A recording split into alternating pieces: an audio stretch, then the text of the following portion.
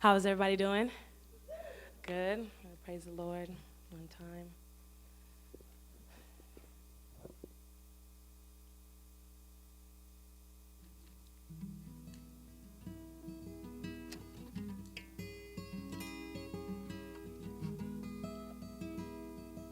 I gotta find peace of mind.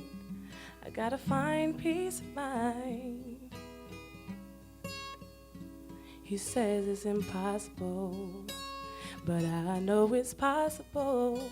They say it's impossible, but I know it's possible to finally be in love and know the real meaning of a lasting relationship.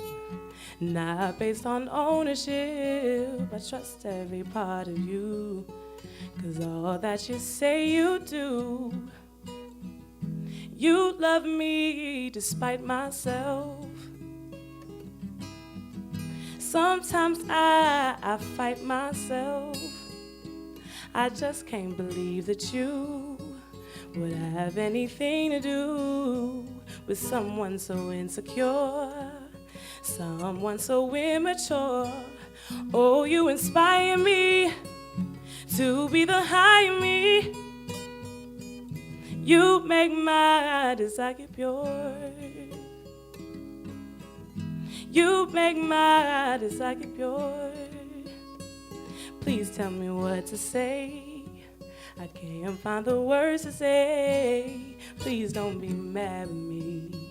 I have no identity, 'cause all that I've known is God, all I was building on. And now I wanna walk with you. How do I talk to you? Touch my mouth with your hands. Touch my mouth with your hands. Oh, I wanna understand the meaning of your embrace. I have to face the temptations of my past. Please don't let me disgrace where my devotion lays. Now that I know the truth, now that there's no excuse keeping me from your love. What was I thinking of, holding me from your love? What was I thinking of? You are my peace of mind.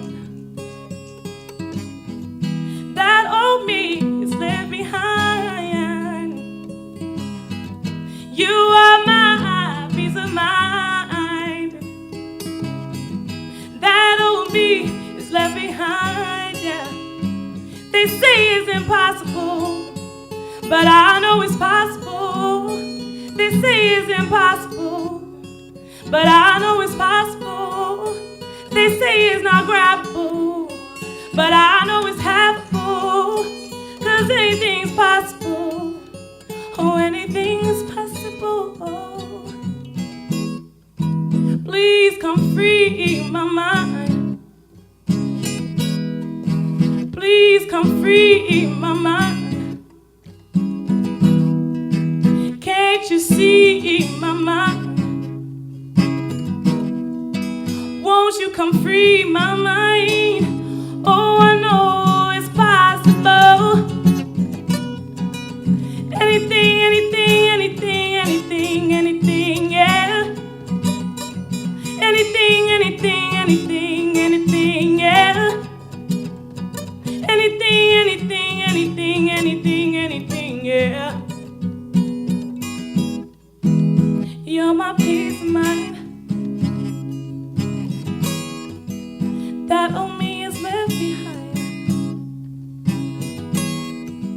He's my peace of mind. He's my peace of mind. What a joy it is to be alive, to get another chance, yeah. Every day's another chance, yeah, to get it right this time.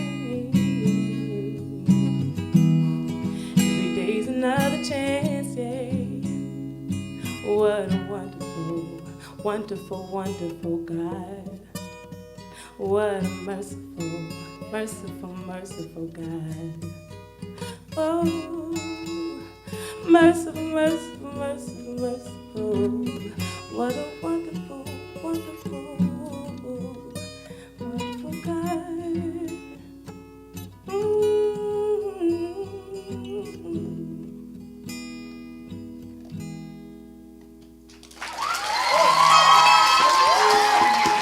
Amen, amen, amen.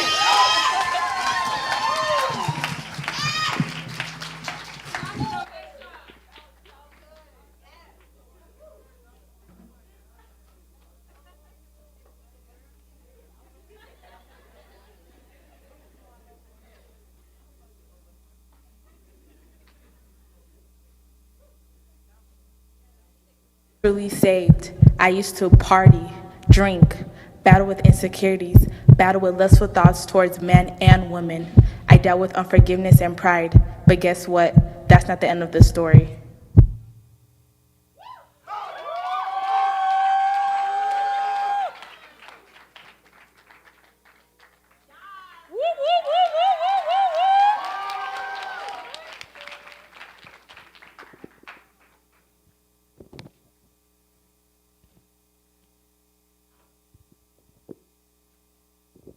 Hello, guys.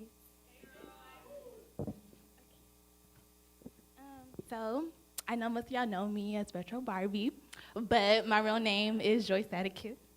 Okay, so I'm just gonna go straight into my testimony.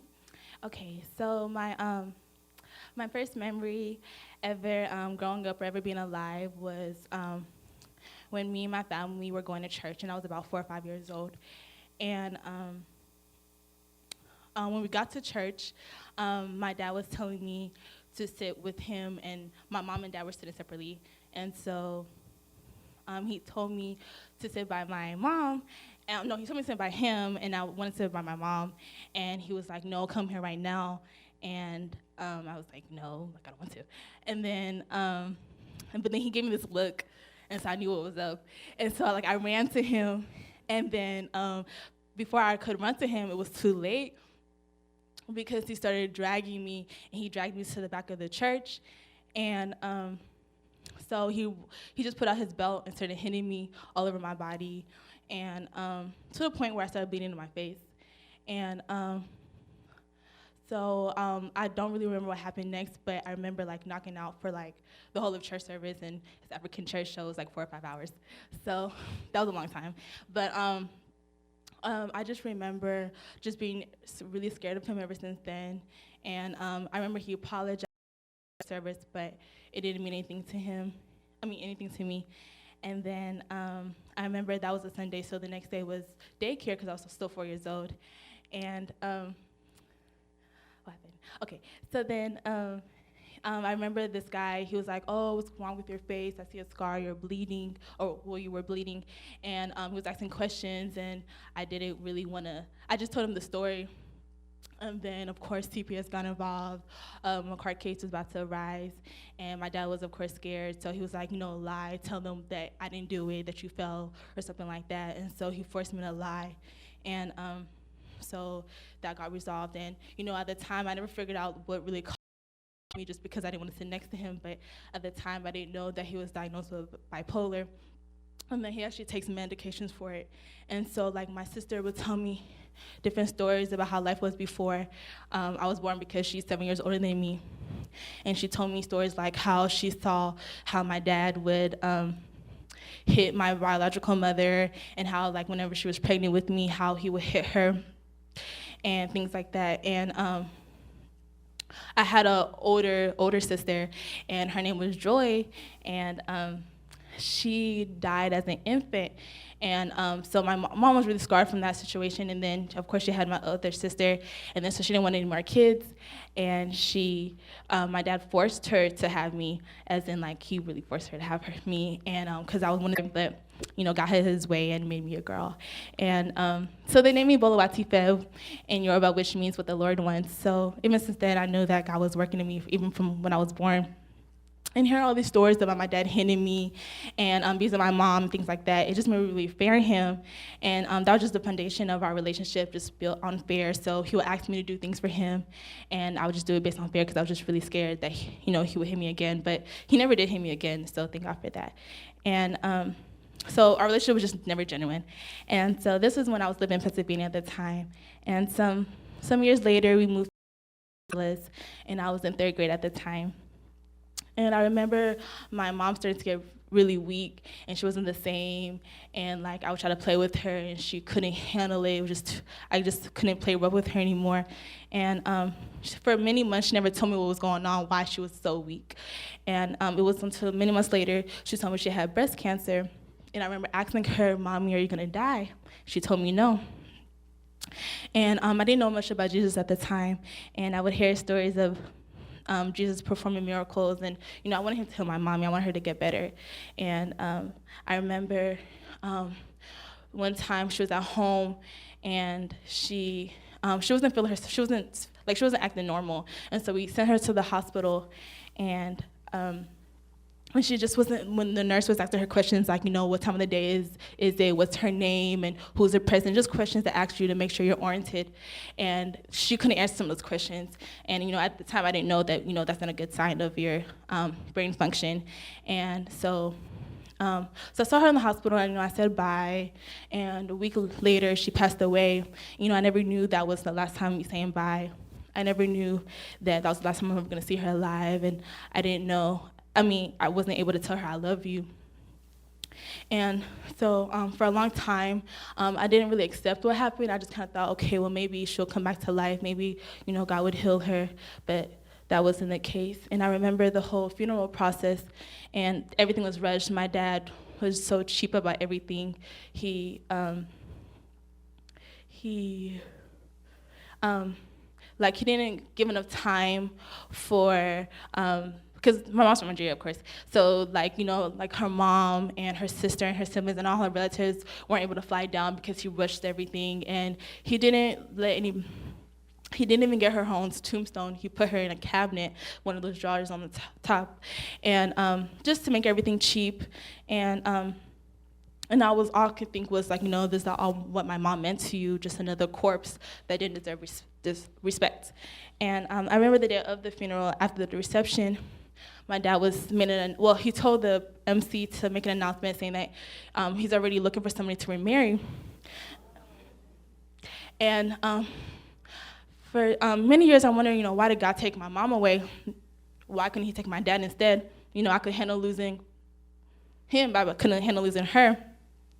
And so for many years, nobody really asked me about how her death affected me. I only remember my sister asking me, he never asked me how I felt. He never comforted me or anything like that. And so just emotions were bottled for many years. And she died when I was 8 in July 9th, 2002. And a few weeks ago, made 13 years. And I actually cried, and and for many years on the anniversary of her death, I was fine. I wouldn't cry. Sometimes, I'll kind of forget, or I'll remember towards the end of the day. I thought I was fine, because I didn't see the point of dwelling on something I couldn't change. And I didn't even realize that my heart was hardened by the whole process. So when I had to comfort my own self, and the way I did that was by telling myself, everybody dies, someone's gonna die eventually, so it just happens to be my mother. And when I would hear people lose their parents, I didn't really know how to comfort them, because I was never comforted. So I would never know what to say to make them feel better. And I never had time to heal, because I was just forced to move on. And so a few months after that, we moved to Texas, and life without my mom was so different. I just clinged onto my older sister. And so this is 4 or 5 months after my mom died, and my dad was already introducing different women as prospects, bringing them home and seeing things just to see how life would be if they were to move in with us. And they were actually nice, but I didn't want them. I wanted my mother. And the third one, he married her. And she had a daughter as well, so what was once a nuclear family became a blended family within a year. And less than a year, they had got engaged from the time my mom died. And then after a year and a half, maybe some change, he got remarried. And was 1 year enough to heal, but it didn't matter because I didn't have a choice but to move on. And I remember I used to call her, oh, Auntie Kike, whenever they were engaged or courting. And so when, they got married and she moved in with us, like, I didn't want to call her mom, so I was just like, hey, she's looking for you. Hey, she's calling you. Like, I would just kind of avoid it. And of course, they noticed. And one time we were all like we were all like in the kitchen or something, and it was like my stepmom and my dad, and they were like, this is your mother. She sacrificed so much for you. You need to call her mom. You need to call her mommy. And I'm like, and I just said okay. And ever since then, I was just really angry because I just felt like he never cared about my feelings. He didn't care about me or my sister's feelings. He never he just never cared. And I really wanted him to care, though. And so on top of that, living with my stepmom was a whole nother story because, for her, it was tough for her, too, because she had to pack up everything she was doing in England and had to move to America. And, she did treat me with love, but I rejected her. I was really ruthless in how I treated her. I took all my anger towards my dad and anger towards the death of my mom towards her. And she had her own issues too, like she dealt with depression and, not the kind that, you get sad and the next day you're fine, the kind that, you need a psychiatrist, the kind that, you take antidepressants for.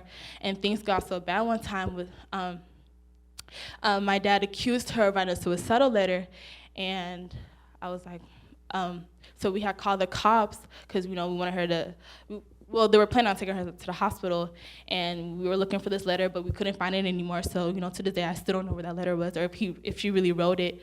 And I was just so, like, I just felt like I couldn't change my situation. And so, but, all this stuff, wasn't supposed to affect me.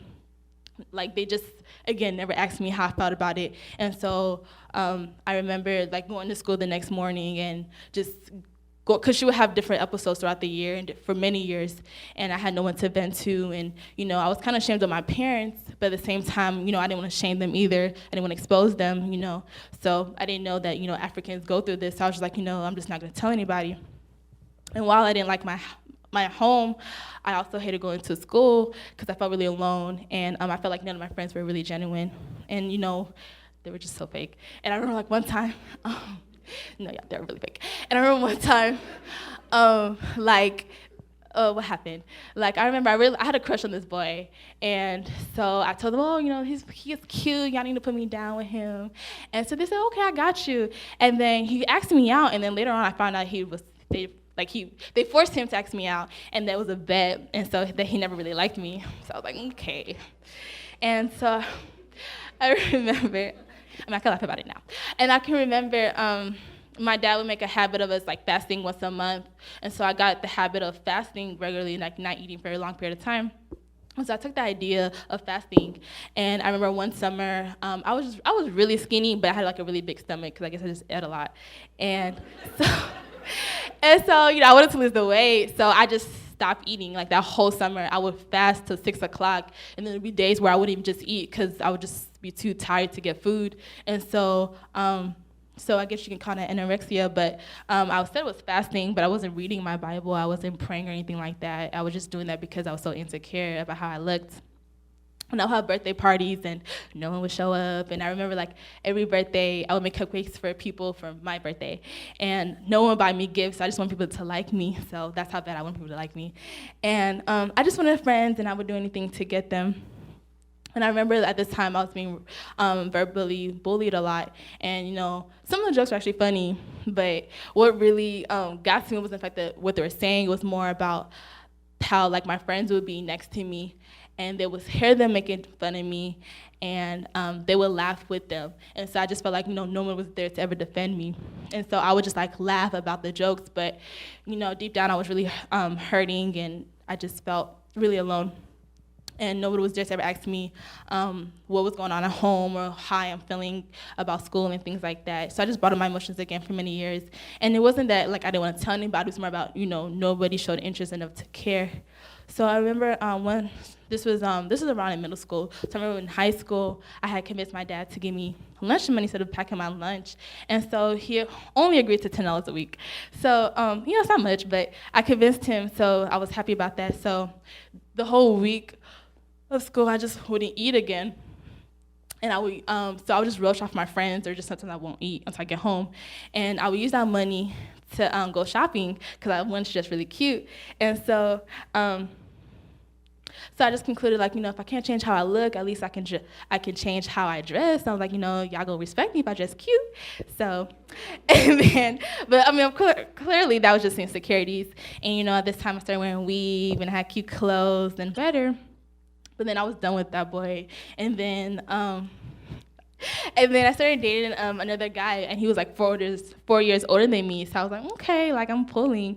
And but I was 16 and he was 20, so I kind of felt pressured, not because he really pressured me, but just because I just didn't want him to leave me. So I was just willing to compromise my morals, or compromise anything, just so he can be, I guess, satisfied with me. So I would let him do sexual things to me, and I allowed it because I didn't want him to leave me. I wanted to cater to my man, and even though he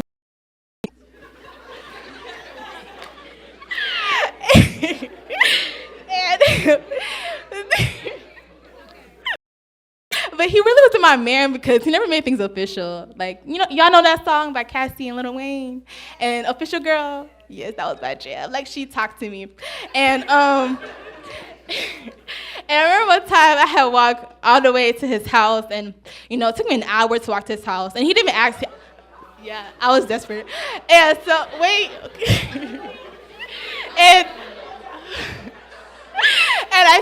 I still didn't have a cell phone, okay? Write down directions on a sheet of paper.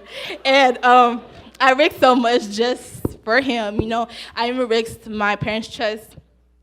And one school night, like, I used to think at the house regular, like, it was a normal thing for me. Like, leaving the house at 3 o'clock in the morning was normal for me, like, on a school night. And, it's only in 11th grade. And I remember one time things got, like, I was just acting up. And I remember, like, my parents' house are like 4 houses down from, like, the beginning of the street. And so I lived across the clubhouse, and so it's like a parking lot. And so he would park right across from it. And so it looks yes. If, like, there's one car in the parking lot and there's no other cars around it, So a cop was coming by, and he saw the car. And I could tell because he parked, and he was like, he was trying to see if there was anybody in the car. And he noticed that we were in it. So he, like, came into the street, and he hour to pick the right outfit. Then it'll take me another 1 hour, 2 hours to get dressed, put on makeup, look cute. And I couldn't repeat the outfit from, like, 3 months ago. So I had to, like, make sure I remembered what outfits I had. And things were that serious. And, my parents were coming here, were nonsense, of course. But, I didn't realize at the time God was planting seeds in me. Towards the end of the summer, I had failed my nursing entrance exam, and I only had one more opportunity to take it. And I remember making a promise to God, saying, if you help me pass my exam, then I'll stop listening to secular music. And secular music? I think that's it. Okay, I'm not a circle, it's secular. Okay, and then and so I took the exam, and I passed. So I thank God for that. So I actually just. It was hard for me to let it go, but I just did it. And, on the same time, like, gospel music pissed me off. So I was like, I'm just going to stop listening to music altogether. I could listen to it now, but back then I couldn't. And then, so I remember, like, homecoming was that following fall semester. And, if you go to the Hill, it was live. And so I had convinced my parents to stay up the weekend for homecoming. And I remember I just got drunk, and I remember yelling to my friends, y'all make sure I stay a virgin. And I remember after the tent party, I really felt face down on my floor. And I remember the next day I had to go to work, and I was just really hungover. And a few weeks later, I had a birthday dinner. And I remember Brian had came, and I didn't really know him at the time. So, he's one of the leaders that speak here. And he lived in Missouri City, so for him to come all the way to Cypress just really meant a lot to me. And at the time, I probably didn't know that he was probably just trying to speak the gospel to me, but by doing it in a living way. And I remember I had just got my acceptance letter to nursing school, and the way I thank God for that was deciding to choose everything else but him. And I was still partying, and I would hear the message at GroundZero every week, but I still chose the world. And I remember my last ASA weekend, and I really wanted to be a thirst trap really bad. So. I was just so desperate in the past to make I was so desperate I was so desperate to make friends in the past, and I was compromising my beliefs in hopes of being cool. I never had genuine friends to support. Like, I would have soccer games, I have track meets, and he would never go to school to meet he would never go to school to meet my teachers, yeah. And even I had my nurse pinning ceremony last year, and anybody in the nursing program knows how big of a deal that is. And he never came. He didn't come. And just going through all of that, not getting support, but I just kind of want to brag on this ministry because I had performed at my church like a few weeks ago, and to me that's a big deal because for the first time, that's a big deal to me because I'm just used to like being in the background and not really like performing, and people were in the crowds yelling my name and telling me and things I just never had when I was growing up, and I was on Ruth Snapchat, and girl, you famous. So and I just went I went from never feeling loved on my birthdays to looking forward to my birthdays. I used to think that I was incapable of being loved, and God really says otherwise, and he used many situations to prove how much he loves. He'll use all the situations to prove how much he loves you. And unforgiveness for many years, especially towards my dad. I can forgive other people when guys would hurt me, but when it came to my dad, like that was just like something I didn't want to talk about. I didn't really even know that I struggled with that for a long time. I just kind of buried it in my heart, and I actually thought we were fine because I would talk to him and I wouldn't be angry towards him, so I really didn't think it was an issue. But honestly, like a few weeks ago when I was hearing someone else's testimony, it really just spoke to me that I really need to talk to him. And so even just this past weekend, like on Saturday, but one thing I really struggled with for a while was really just fear. And in closing, I just wanted to talk about fear briefly. And I just wanted to say how fear is a common thing that can hinder us from truly following Jesus or being used by him. And there are many definitions of the word fear, but the one thing I want to focus on is the anticipation of the possibility that something unpleasant will occur. And so we fear our futures, our shortcomings, and past mistakes that we'll think that will stop God from using us. We fear what's to come of our future. We fear being rejected. We fear being alone. We even fear fear. And there are many reasons why we shouldn't fear. And because fear immobilizes us, it leads us to sin, opens doors for the work of the devil. It keeps us from serving God, and it causes us to flee when we should stand. But I specifically wanted to go into detail about why we shouldn't fear. And so I want us to open the Bible. Y'all brought it, or y'all can use your phone. If you have your phone, use New Living Translation. And open to Psalms 139:13.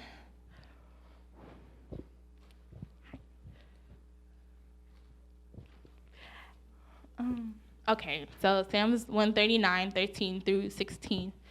And I don't think somebody's gonna put it up.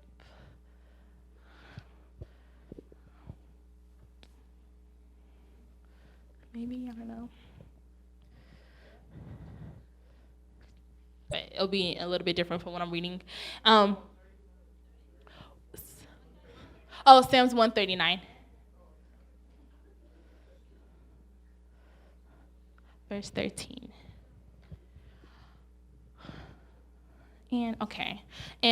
So 13 through 16, and I'm going to read from the New Living Translation, and it says, "You made all the delicate inner parts of my body, and knit me together in my mother's womb. Thank you for making me so wonderfully complex. Your workmanship is marvelous. How well I know it. You watched me. I was being formed in utter seclusion, as I was woven together in the dark of the womb. You saw me before I was born." And this is verse 16. And verse 16 in ESV says, "Your eyes saw my unformed substance. Every day of my life was recorded in your book, and every moment was laid out before a single day had passed." And I wanted to focus on verse 14 because it says that God made you so wonderfully complex and that his workmanship is marvelous. If you guys know anything about anatomy or physiology or biology, you know that our bodies are really intricate. And there's a purpose for every cell, organ, tissue, blood, hair follicle in our body.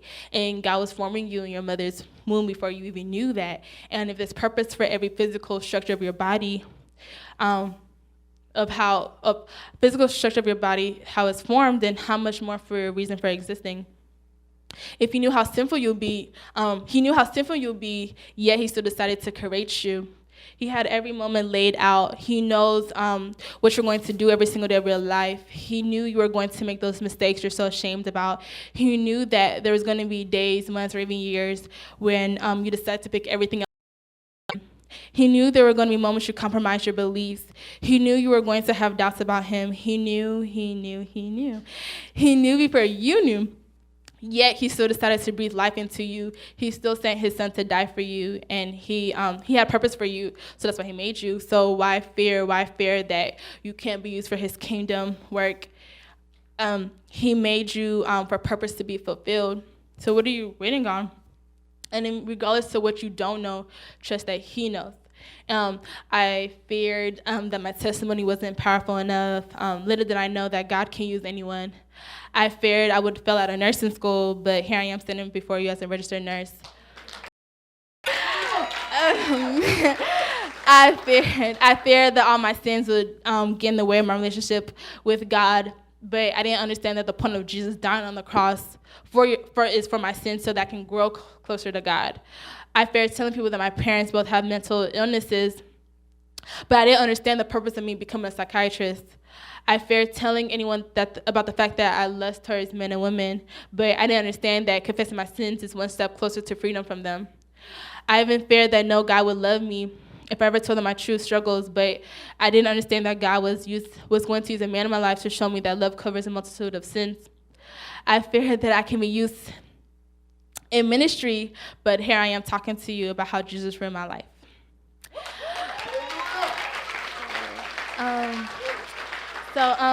Do you mind guys standing up?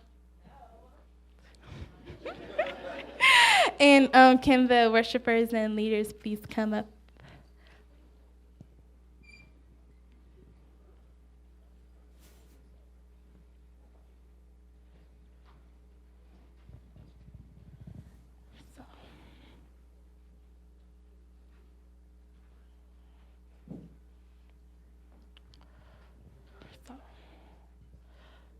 So I really just want you guys to really just worship and really pray to God.